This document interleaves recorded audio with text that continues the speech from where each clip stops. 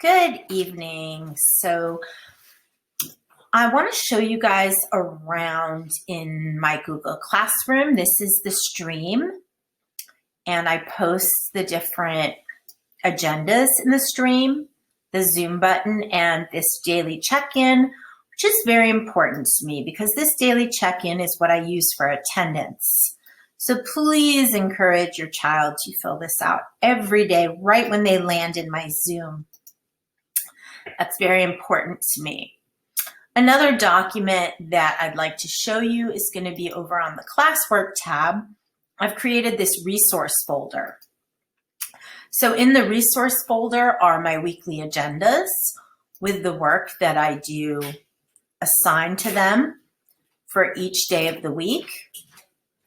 So they can go to that and take a look and see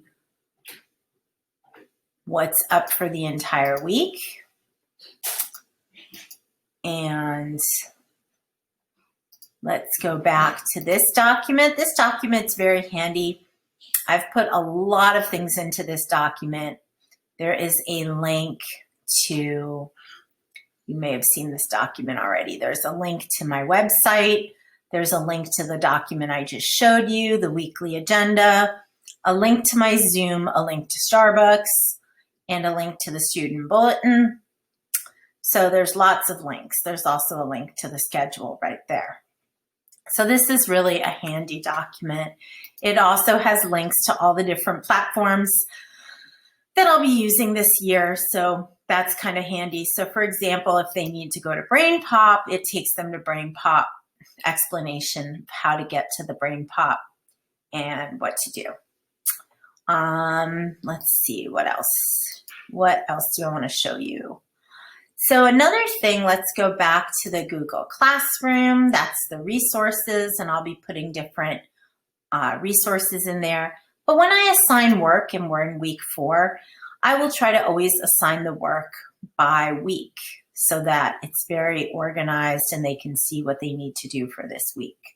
So they have one assignment coming due Friday, and it's a timeline, and I've given them a sample, but they're going to create their own.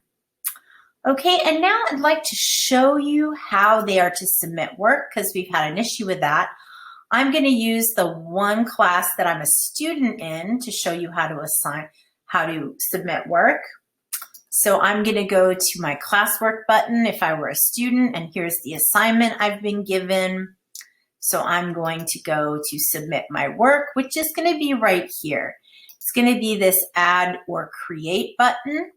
So I'm going to click on that, and your child is going to want, when they submit work to me, to select one of these. Usually it'll be a document or a slideshow. And once they click on that, they're going to do their work. They can also attach work they've already done, and I can show you how they link it. But once they, wow, this is taking a long time. All right, let's maybe select a Google Doc. Maybe that'll go faster. Let's see if that goes a little faster. Nope, still taking its sweet time. So here they would create their document, student's name, what period they have me, and then maybe they would have the dates, and then they might have the heading of their document. I'm just making it up as I go along. Timeline of my first, 11 years. And so they can have this document, and then they can create their document. So then when they go to turn in, there's this button right here that says turn in. So let's pretend they're all finished and they're ready to turn in their work. We're going to press turn in. And at the point where they press turn in, it's saying these 2 attachments will be turned in, yes. We're just going to say yes. At that point, their work has been turned in to me, and I know to grade their work and send it back. Now let's say they forgot something. They can press unsubmit as long as the time is still allowed, and they can resubmit by just pressing unsubmit. So that's an important place, an important spot that they need to know about. I can't show you in their classes proper because you're seeing the teacher's view.